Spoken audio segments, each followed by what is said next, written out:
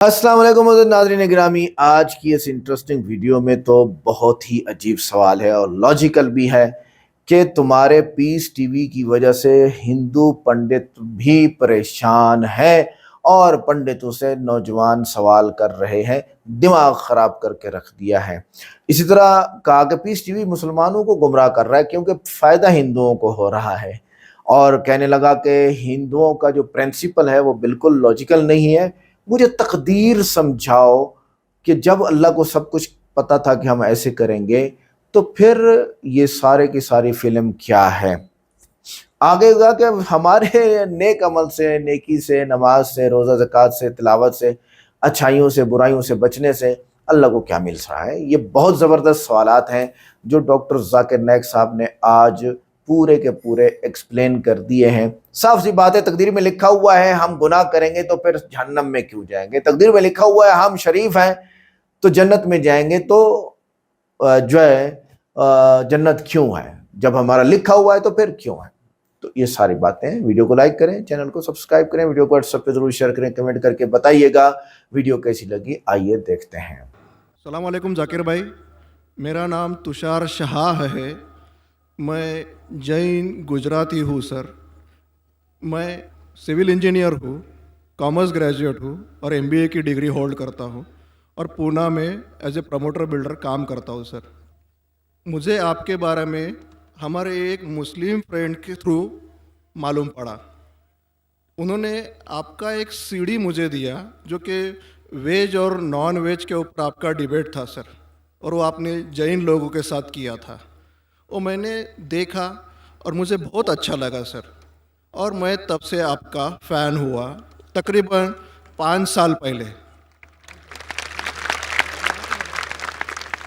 उसके बाद मुझे आपसे ज़्यादा जानकारी कैसी मिले ये मैं खोज रहा था, तो मुझे क्यू टीवी के बारे में पता चला और मैं आपको क्यू टीवी पे देखना चालू कर दिया सर। उसके बाद में तो हमारी लॉटरी लग गई, पीस टीवी चालू हुआ सर। पीस टीवी तो 24 घंटे चलना चालू हुआ।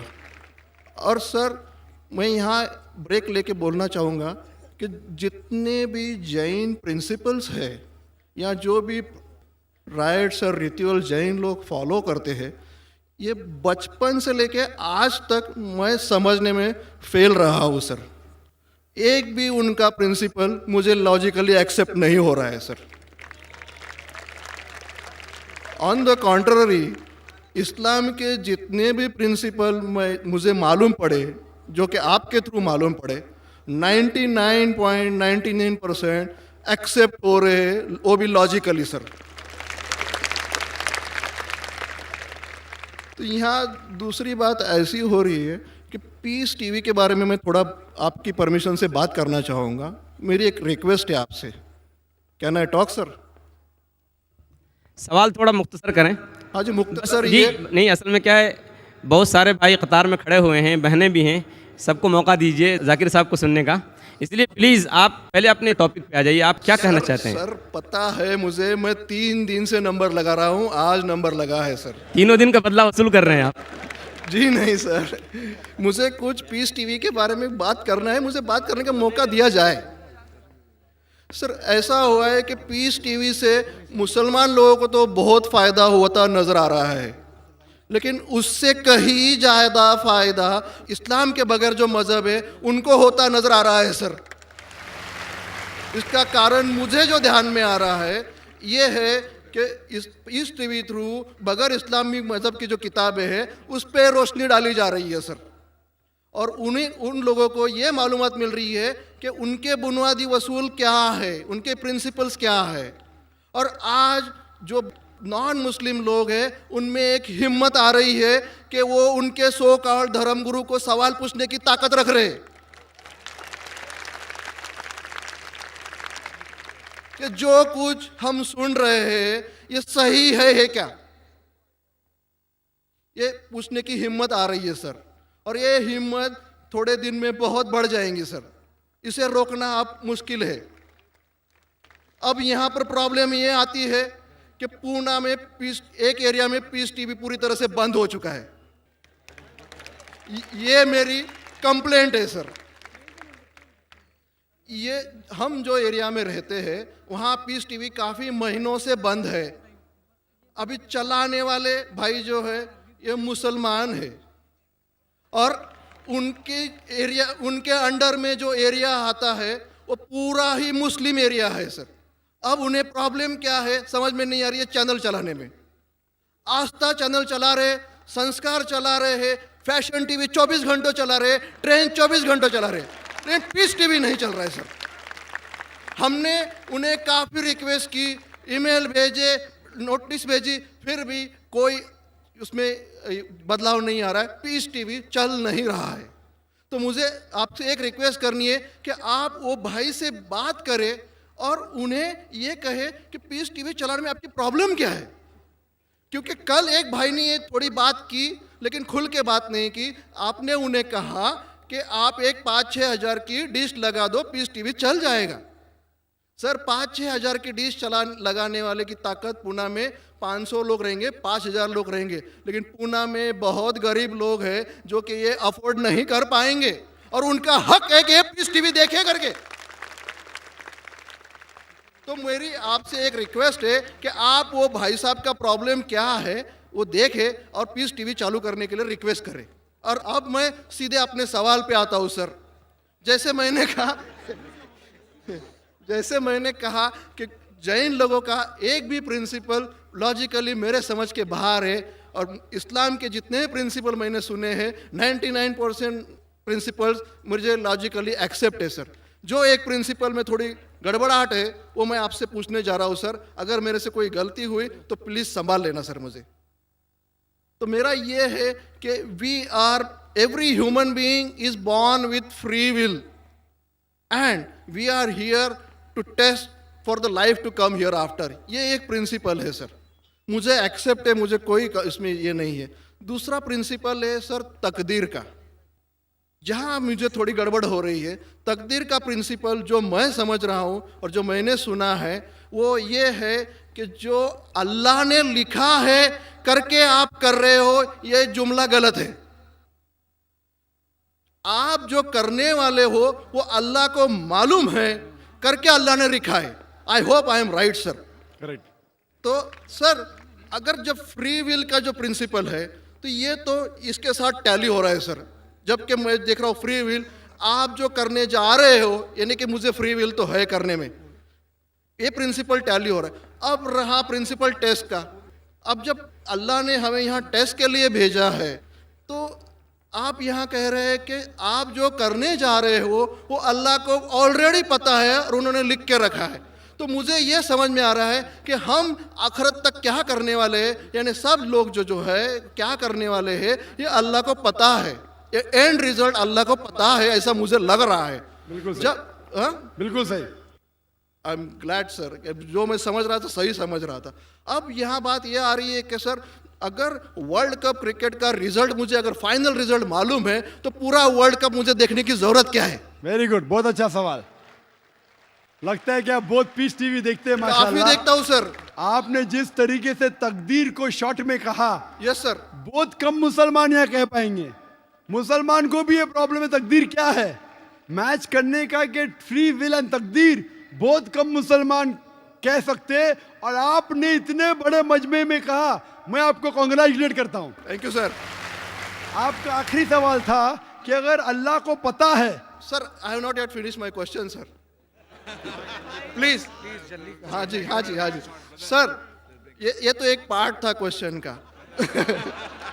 दूसरा पार्ट ये है कि अल्लाह को जब अगर मैं तो बनिया हूँ सर, मुझे मालूम पड़ा है कि इस्लाम एक्सेप्ट करके मुझे स्वर्ग मिलेगा या नर्क मिलेगा, कुछ न कुछ तो मिलना पक्का है।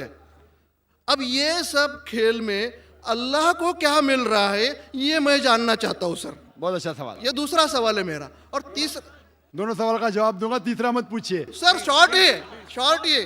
नहीं तो लोग मुझे कहेंगे कि मैं ना इंसाफी नहीं नहीं, इसी कनेक्टेड है सर, इसी से कनेक्टेड है। और सिर्फ आउट ऑफ क्यूरियोसिटी पूछ रहा हूँ, आप देना चाहे दे सकते, नहीं देना चाहे नहीं दे सकते। सर हमारा फैसला कैसा होने वाला है ये तो मुझे पता चल गया कि डूज और डोंट्स कुरान में लिखे, फॉलो करो, आपका फैसला हो जाएगा। लेकिन जो जानवर एनिमल्स जो है, एलिफेंट्स, ये जो भी जानवर है, इनका फैसला अल्लाह कैसे करने वाले हैं, ये मुझे जानने की क्यूरियोसिटी है। आप देना चाहे दे सकते हैं, तीनों नहीं जवाब दिया दूंगा, कोई- मुख्तसर सा दूंगा। आपने बिल्कुल सही किया तकदीर के बारे में। आप पीस टीवी देख रहे हैं, वहां से मालूमात सही मिली।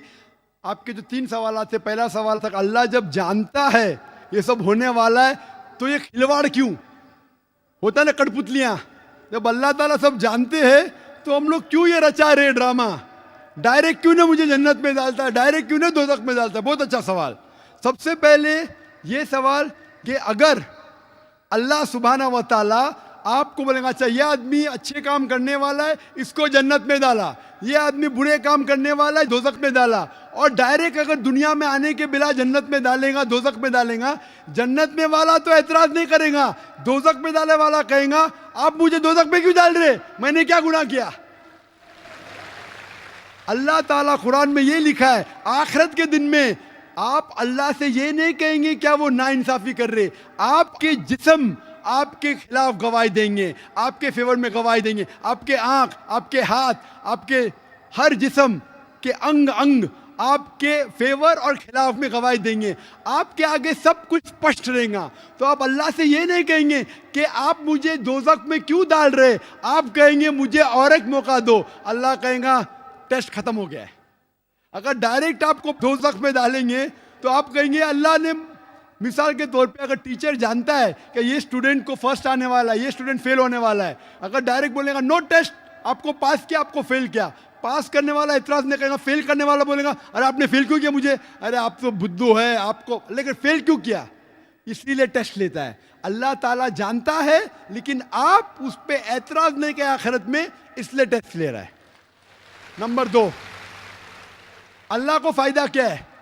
अल्लाह को शैतान ने उसको चैलेंज किया था कि मैं तेरे बंदे को भड़काऊंगा। चैप्टर नंबर 7 में लिखा गया है। तो अल्लाह कहता है कि मेरे बंदे को तू भड़का सकेगा ही नहीं, जो मेरे बंदे ने उसको भड़काएगा। इब्लीस कहता है मेरे पनिशमेंट को डिले करो, गिव मी रिस्पाइट, अल्लाह डिले कर लेता है। अल्लाह क्यों कर रहा है? क्योंकि अल्लाह ताला के लिए इंसान सबसे बेहतरीन मखलूक है, बेस्ट क्रिएशन। बाकी creation don't have free will, इंसान को फ्री विल है, तो ये सबसे बेहतरीन क्रिएशन है। उनको खुशी हो रही कि बाकी जो लोग हैं, आपका तीसरा सवाल भी इसमें आता है, जो फरिश्ते उनको चॉइस नहीं, जो अल्लाह कहता है मानना ही पड़ता है। जानवर को फ्री विल नहीं है, जो अल्लाह ताला कहेगा जानवर करेगा, फ्री विल नहीं। इंसान एक ऐसी मखलूक है, ऐसा क्रिएशन है जिसके पास फ्री विल है, इसीलिए उसे खुशी होती है कि मैं फ्री विल देने के बाद ये इंसान मेरी इबादत कर रहा है। Answer number 2। आंसर नंबर 3, ये टेस्ट जानवरों के लिए नहीं है। जानवर के लिए टेस्ट नहीं, सिर्फ इंसान के लिए और जिन के लिए। जानवर अगर किसने भी कोई गलत किया, एक जानवर ने दूसरे जानवर के खिलाफ कुछ सिंग मारी, तो आखिरत के दिन पे उसका बदला लिया जाएगा और उनको खत्म किया जाएगा। इन लोग स्वर्ग और नरक में नहीं जाएंगे। इंसान सबसे बेहतरीन मखलूक है, सबसे अच्छा क्रिएशन है, सिर्फ वो जन्नत या दोज़ख में जाएंगे। और सवाल के पहले जो आपने पूछा था कि वो मुस्लिम ऑपरेटर पीस टीवी नहीं दिखा रहा है, हम क्या करें? आप बिल्कुल सही कह रहे हैं कि मुसलमान से ज्यादा गैर मुसलमान को फायदा हो रहा है, इसलिए वो मुसलमान टेलीविजन नहीं दिखा रहा है। और मैं कहता हूं ना, कुछ लोग नाम के मुसलमान रहते, पैसे के रहते, वो बाकी चैनल शायद उन्हें पैसा देते, हम किसको पैसा देते नहीं। हम ना पैसे से किसी को खरीदते, ना किसी को इस्लाम फैलाते, ना चैनल को पैसा देते। गॉड टीवी जो क्रिश्चियन चैनल है, इंडिया में हर साल 28 करोड़ रुपीस दे, 28 करोड़ सिर्फ केबल ऑपरेटर्स को पैसा देती है। 28 करोड़, 28 करोड़, वो बजट भी नहीं, सिर्फ इंडिया में दिखाने के लिए। हम पीस टीवी बोलते हमारा अमन का टीवी, हम आपको 1 रुपया देंगे नहीं, दिखाने का दिखाओ, नहीं दिखाने का मत दिखाओ। तो ये लोग पैसे के पुजारी, अब्दुल्ला ने अब्दुल रुपया है, ये मुसलमान हो ही नहीं सकता, जो भी है, मैं जानता नहीं कौन है। और आपको सजेशन, आप क्या कीजिए, बॉयकॉट करो उनको, बॉयकॉट करो, आप पर्चा निकालो, जो पीस टीवी नहीं दिखाता है हम केबल टीवी नहीं लेंगे। मैं जानता हूं कि बहुत से गैर मुसलमान केबल टीवी पे पीस टीवी दिखाते, जो केबल टीवी ऑपरेटर, मुझे पूना से कहा गया है, बहुत से गैर मुसलमान दिखाते, ये लोग सिर्फ नाम के मुसलमान हैं। इन लोग पीस टीवी देखेंगे तो सही लाइन पे आएंगे, खुद भी देखते नहीं और दूसरे लोग को देखने नहीं देते। मैं क्या कहता हूं, अगर नहीं देखते, आप बिल्डिंग में, एक बिल्डिंग में डिश लगाओ, एक डिश का खर्चा 5,000 है, वायर दो, वायर का 100 रुपया और या 200 रुपया और 600 रुपया और 5,500 में 10 लोग देख सकते हैं। एक आदमी कितना देगा? 500 रुपया। आप जो केबल ऑपरेटर को फीस दे रहे ना 250 रुपया 300 रुपया, वो भी बंद हो जाएगा। हमारा फ्री चैनल है। 5,000 रुपया खर्चा करो, 1,000 रुपया वायरिंग के लिए, 6,000 में 10-15 लोग देख सकते हैं। 600 रुपया 300 रुपया खर्चा आएगा, सही है ना? और मैं कहता हूं कई लोग ने खुद का केबल शुरू किए। ये मुसलमान नहीं दिखा रहा, उसको छोड़ दो। और वही मुसलमान, आज मेरा मैनेजर कह रहा था, एक केबल ऑपरेटर में जानता नहीं, हमारा टीवी दिखाता नहीं, लेकिन लाइव टेलीकास्ट दिखाना चाहता है। तो मेरे मैनेजर मंसूर भाई ने कहा, अजीब बात है, आप हमारा केबल दिखाते नहीं, बोलते पुलिस परमिशन देती नहीं, कि आज आपको पुलिस परमिशन मिली? चुप हो गया। फिर भी मैंने कहा मैनेजर से दिखाने दो, अल्लाह उसको हिदायत दे। दिखा रहा है कि अब लाइव टेलीकास्ट दिखाने का है। लाइव टेलीकास्ट तो और डिफिकल्ट है। पीस टीवी पे सब एडिट होता है, यहाँ कोई गलत चीज कह दिया तो सब लोग को सुनने में आएगा। तो पीस टीवी पे 3-4 बार देखा जाता है, कुछ गलत नहीं, कोई किसी के खिलाफ बात नहीं कर रहा है। लाइव में तो कोई भी बात कर सकता है। फिर भी मैं सिर्फ दुआ कर सकता हूँ कि अल्लाह इस मुसलमान को हिदायत दे, और आपसे दरख्वास्त कर सकता हूँ कि आप शुरू कीजिए, आपके साथ और लोग आपका साथ देंगे, और इंशाल्लाह ऐसे लोग का केबल चैनल ही बंद हो जाएगा फिर। सर मैं कोशिश करूंगा सर। और मैं दुआ करता हूँ कि आप जैसा कहा कि 5 साल से आप मेरी तकरीर सुन रहे, और आपको लगा कि आप जो कहते हैं कि धर्मों में गलत बातें होती है, और ये मेरा हमेशा कहना है, हर धर्म के ठेकेदार से कहो ये बात सबूत से पेश करो, चाहे हिंदू धर्म हो, जैन धर्म हो, ईसाई धर्म हो या इस्लाम हो, सबूत पेश करो। कुरान में लिखा है कि नहीं, हदीस में लिखा है कि नहीं। और मैं दुआ करता हूँ कि अल्लाह ताला आपको हिदायत दे, आपको सही रास्ता दिखाए, और अमन का मजहब कबूल करने के लिए हिदायत दे। कोशिश करता हूँ। Thank you sir. ख़वातीन के हिस्से में अगर कोई खातून हो तो सवाल कर सकते हैं। अस्सलाम वालेकुम, मेरा नाम सोनाली है। मैं मुस्लिम धर्म में स्वीकार करना चाहती हूँ। मुझे आप सबके सामने कलमा पढ़ाओ। माशाल्लाह, यहाँ पूना में तो इतनी तादाद से कबूल करे, जो लोग सवाल पूछने से ज़्यादा कबूल करने वाले हैं। कुरान मजीद में अल्लाह ताला फरमाते, मकरू मकर अल्लाह वल्लाहु खैरुल माकरीन, सूरह इमरान में सूरह नंबर 3 आयत नंबर 54 में। इन लोग ने प्लानिंग की, अल्लाह ने भी प्लानिंग की। अल्लाह सबसे बेहतरीन प्लानर है। जितना लोग इस्लाम के खिलाफ बात कर रहे, टेररिस्ट है, दहशतगर्द है, उतना इस्लाम कबूल कर रहे लोग। 9/11 के बाद अमेरिका में सिर्फ 9 महीने में अल्हम्दुलिल्लाह 34,000 लोग ने इस्लाम कबूल किया। यूरोप में 10 महीने में 22,000 लोग ने इस्लाम कबूल किया। जितना इस्लाम के खिलाफ मीडिया काम कर रही, गैर मुसलमान काम कर रहे, उतना तेजी से इस्लाम फैल रहा है। आप कितने मुसलमान को मारेंगे? आप हजारों मुसलमान को इंडिया में मारेंगे, हजारों लोग नए मुसलमान बनेंगे इंशाअल्लाह। बहन, मैं पूछना चाहता हूं कि आप मानते हैं खुदा में? हाँ। आप एक खुदा में मानते हैं बहन? हाँ। आप मानते हैं कि मोहम्मद सल्लल्लाहु अलैहि वसल्लम आखिरी पैगंबर है? हाँ। आप पे किसी ने भी जबरदस्ती की इस्लाम कबूल करने के लिए, नहीं। क्या आप अपने दिल से कर रहे? दिल से कर। माशाल्लाह। मैं पढ़ूंगा अरबी में, आप दोहराइए। अशहदु अशहदु अल्लाह अल्लाह इलाहा इलाहा इल्लल्लाह इल्लल्लाह व अशहदु व अशहदु अन्ना अन्ना मोहम्मद मोहम्मद रसूलुल्लाह। रसूलुल्लाह। मैं गवाही देती हूँ मैं गवाही देती हूँ कि अल्लाह के अलावा कोई माबूद माबूद नहीं है नहीं है, और मोहम्मद सल्लल्लाहु सल्लल्लाहु अलैहि वसल्लम वसल्लम उसके आखिरी पैगंबर है। है। माशाल्लाह, आप मुसलमान हो चुकी है। और मैं आपके लिए भी दुआ करता हूँ कि अल्लाह आपके कबूल करे आपके Thank you. जिहाद को। ये जो खातून, ये जो सिस्टर कर रही, वो जिहाद कर रही है। जिहाद, जिद्दोजहद हक के लिए, इसे कहते हैं जिहाद। असल जिहाद तो ये है। और जो कोई इस्लाम कबूल कर रहा है, अगर वो कुरान मजीद का ट्रांसलेशन चाहता है तो बेशक वॉलंटियर से कांटेक्ट कर सकते। हमारे पास कुरान मजीद अंग्रेजी में ट्रांसलेशन है, हिंदी में है, मराठी में, जो भी आप चाहते हैं। मैं वॉलंटियर्स को कांटेक्ट करो, हमें खुशी होगी आपको कुरान मजीद का ट्रांसलेशन दे। कुरान मजीद सबसे अच्छी किताब है जहाँ से आपको इस्लाम का इल्म हासिल हो सकता है। ख़वातीन के शोबे में अगर कोई और ख़ातून हो नॉन मुस्लिम तो उनको मौका दिया जाए। दूसरा सवाल जी। अस्सलाम वालेकुम ज़ाकिर साहब, मेरा नाम दीपाली है। I am working with the IT sector. My question is, can a Muslim male marry a Hindu girl, and if yes, is it legal in the eyes of Islam? बहन ने सवाल किया है कि वो IT सेक्टर से ताल्लुक़ रखती है। अच्छा, वो आप गैर मुस्लिम है, मुसलमान होती तो आपको भी इंटरोगेशन के लिए लिया जाता था। IT सेक्टर बहुत खतरनाक सेक्टर है आज की तारीख में। जो IT के अंदर है उसको चौकन्ना रहना पड़ता है। आप गैर मुस्लिम है, आप पर कोई एतराज़ नहीं, मुसलमान है तो प्रॉब्लम में आ जाएंगी। बहन ने सवाल किया है कि क्या एक मुसलमान हिंदू औरत से शादी कर सकता है, और किया तो क्या ये जायज़ है कि नहीं। बहन, मैं आपसे सवाल पूछना चाहता हूं, अगर एक गाड़ी है और एक गाड़ी का पहिया ट्रैक्टर का है, ट्रक का है, और दूसरा बाइसिकल का है, तो क्या गाड़ी सही तरीके से चल सकेंगी?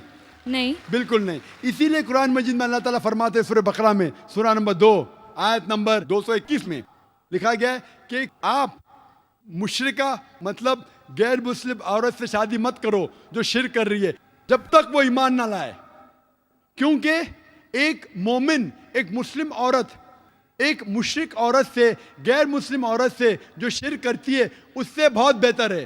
चाहे वो मुस्लिम औरत झाड़ू वाली हो, बदसूरत हो, लेकिन बनिस्बत एक मुशरिका से जो औरत शिर्क करती है उससे अच्छी है। उसी तरीके से औरत को कहा गया है कि मुशरिक मर्द से शादी मत करो जब तक वो मुसलमान ना बने। और एक मुसलमान जो झाड़ू वाला है वो मुशरिक से बेहतर है। भले वो झाड़ू वाला है, वो मुशरिक कितना भी हैंडसम हो, कोई भी हो, अमिताभ बच्चन हो, लेकिन अगर वो मुसलमान है, भले झाड़ू वाला है, बदसूरत है, वो मुशरिक से बेहतर है। और वो कैसा शोर है जो जानता है, मुसलमान अगर जानता है कि वो शिर्क करके दोज़ख में जाएंगे, कौन मर्द अपने बीवी को दोज़ख में डालने की कोशिश करेगा? वो मर्द चाहेगा कि मेरी बीवी भी जन्नत में जाए। हिंदी में कहते अर्धांगिनी, इंग्लिश में कहते बेटर हाफ। तो अगर मेरा बेटर हाफ जहन्नम में जाएगा तो किस तरीके से मैं जी पाऊंगा? इसीलिए मैं भी चाहूंगा कि मेरी बेटर हाफ जन्नत में जाए। इसीलिए वो लड़की को मुसलमान बनना जरूरी है ताकि इस दुनिया में और आखिरत में भी वो सफलता पाए। Sir, I am continuing. तो अगर एक हिंदू लड़की इस्लाम को एक्सेप्ट करती है, then a Muslim male can marry her. Is that right or wrong? Can he? जैसे मैं फरमाया, कुरान मजीद में लिखा है कि अगर वो मुशरिक मुस्लिम बन जाती है, if that non Muslim accepts Islam, तो जायज़ है। लेकिन इस्लाम के लिए एक्सेप्ट करना चाहिए, सिर्फ नाम के लिए नहीं। इस्लाम उसे अच्छा लगता है, नाम के लिए एक्सेप्ट कर शिर्क करने लगी तो फिर मामला बहुत गंभीर है। लेकिन सही तौर पे इस्लाम पसंद करती है उसके टीचिंग्स को, उसके अहकामात को, कुरान के बारे में जितना भी उसे पता है। ये ज़रूरी है कि सब चीज़ जानने की ज़रूरत है। पसंद आती है, करे तो बेशक वो उससे शादी कर सकता है। तो अगर नॉन मुस्लिम लड़की इस्लाम एक्सेप्ट करती है, so that marriage will be legal in the eyes of Islam? बिल्कुल सही। इस्लाम के हालत से भी, दुनियावी एतबार से और हिंदुस्तानी हालत से भी बिल्कुल जायज़ है। Thank you sir. Most welcome. Mike number 2 में अगर कोई नॉन मुस्लिम भाई हूँ तो वो सवाल कर सकते हैं। Assalamu alaikum, sir. I actually know to offer namaz, and most of I know 10 to 12 surahs. But since 3 days I am listening to your lecture, and yesterday my friend Javed, I had a debate with him. I totally agree with you that one side of the coin, that what is happening around the terrorism, the problems to Muslims, and who are responsible. But according to my thinking, the another side of the coin, that the main responsible to all the controversies occurring around is only a Muslim who is not offering namaz, Quran, all whatever the perspectives are expressed in Quran. So could you please advise me in this critical situation? आप बिल्कुल सही फरमाते कि बहुत से जो problem मुसलमान पे इल्ज़ाम लगाया जा रहा है, there are black sheep in a community. बहुत से लोग जो अच्छे मुसलमान नहीं हैं, जो नमाज नहीं पढ़ते, इस्लाम पे अमल नहीं करते, वो इस्लाम के लिए धब्बा है। आप बिल्कुल सही कहते। इसीलिए सही मुस्लिम में अल्लाह सुब्हानहू ताला के पैगंबर मोहम्मद सल्लल्लाहु अलैहि वसल्लम की हदीस है। अल्लाह के पैगंबर कहते सलाह एक पहचान है काफिर और मुसलमान के दरमियान। तो सलाह बहुत अहम है। तौहीद के बाद, अल्लाह को मानने के बाद सबसे इंपॉर्टेंट पिलर जो रुकन है वो है सलाह। सलाह इंपॉर्टेंट है। और बहुत से मुसलमान नाम के मुसलमान होते जो इस्लाम के टीचिंग से दूर है, वो गलत है और इंशाअल्लाह आखिरत में उनको सजा होगी। Hope that answers the question brother. Yeah, thank you, sir. तो नाज़रीन गिरामी, ये थे डॉक्टर जाकिर नाइक साहब के सामने किए जाने वाले सवालात और फिर उनके बेहतरीन जवाबात। जब उसने शुरू में कहा ना कि जब किसी मज़हब में वो हिंदू अपने पंडितों से सवाल करने पे मजबूर हो गए, बड़ा यानी तफसीली सवाल था एक किस्म का। तो नौजवान सवाल ज़रूर करते हैं, ये फितरी अमल है। इस्लाम उन सवालात को रोकता है नहीं, बल्कि कुरान बार बार कहता है अफला ताक़िलून, तुम अकल नहीं रखते, तुम समझ नहीं रखते क्या? तुम तुम्हारी अकल नहीं। दूसरी बात जो उसने की थी कि जब मज़हब में दूसरी मिसाल इस जवाब की ना कि उसने जो सवाल किया था कि आज हिंदू अपने पंडितों से सवाल करने पे मजबूर हैं। तो जिस मज़हब में हज़ारों देवता हों, खुद पंडित भी एक दूसरे के खिलाफ फतवे दें, वहाँ कन्फ्यूजन बढ़ती है, इसलिए सवालात भी बढ़ते हैं। और जबकि इस्लाम का उसूल एक खुदा, एक किताब, एक पैगंबर, इसलिए कन्फ्यूजन नहीं है, बिल्कुल नहीं है। और तीसरा जो यहाँ पर जवाब आता है वो आता है कि हिंदुस्तान में तालीम बढ़ रही है, इंटरनेट आम है, नौजवान तहकीक कर रहे हैं, कदीम कहानियों की बजाय सबूत मांगते हैं, इसी वजह से पंडित मुश्किल में फंसे हुए हैं। और दूसरा जो इसने बात की कि पीस टीवी ने मुसलमानों को गुमराह कर दिया है। ना पीस टीवी की वजह से हिंदू परेशान हुए, इस तरह कुछ उसने बात की। तो अगर पीस टीवी गुमराह करता होता तो इसको प्रोग्राम हज़ारों गैर मुस्लिमों को इस्लाम कबूल करने पर मजबूर ना करता। गुमराह करने वाला चैनल तो किसी के ईमान में इजाफा नहीं करता है। और अगली बात जो उसने की थी कि हिंदू मज़हब का प्रिंसिपल बिल्कुल लॉजिकल नहीं है। हाँ, ये बिल्कुल ठीक बात है। जब मज़हब कई देवताओं पर मबनी हो, जिनमें एक दूसरे से इख्तलाफ हो, कुछ देवी देवताओं के हाथों में हथियार, कुछ रोती हुई, कुछ हंसती हुई, तो लॉजिक का मसला खुद पैदा होगा। मंतिक एक खुदा को आसानी से समझती है, हजार देवता मंतिक से बाहर हैं, सीधी सी बात है। दूसरे जवाब इस बात का ये था कि इक्कम इदित्यम जो है वो संस्कृत में कहा जाता है कि अल्लाह एक है, उसका कोई दूसरा नहीं है। बाद में पूजा पाठ, मूर्ति, आरती, जल चढ़ाना, ये सब इंसानी इजाफे हैं, लॉजिकल कोई बात नहीं है इसके अंदर भी। अगर देवता वाकई होते तो आज साइंसी दौर में भी सबूत मिलता, लेकिन कोई एक भी तजुर्बाती सबूत मौजूद नहीं है, लिहाजा नौजवान इसे लॉजिकल नहीं मानते। बात दुरुस्त है, बिल्कुल। अच्छा, अगली बात उसने कि जब अल्लाह को पहले से पता है कि हम क्या करने वाले हैं, तो फिर दुनिया हम क्यों आए और अल्लाह को इससे क्या मिल रहा है? बड़े अजीब, ये अच्छा सवाल था। इसके 3 जामे जवाब मैं आपको देता हूं। अल्लाह का जानना मजबूर करना नहीं है। उस्ताद को पता है कि एक नालायक तालिब इल्म फेल हो जाएगा, लेकिन उस्ताद ने मजबूर नहीं किया, तालिब इल्म ने खुद लापरवाही की, इसलिए वो फेल हुआ है। अल्लाह का इल्म हमारा मुस्तकबिल भी देखता है, लेकिन अल्लाह ने मजबूर नहीं किया हमें। हमारी चॉइस हमारे साथ है, इल्म अल्लाह का है। और कुरान कहता है कि लियब्लुवकुम अय्युकुम अहसनु अमला, ताकि अल्लाह तुम्हें पहचाने कि इम्तिहान में तुमने क्या किया। इम्तिहान में भी उस्ताद को पहले से पता होता है कि कौन अच्छा कौन बुरा।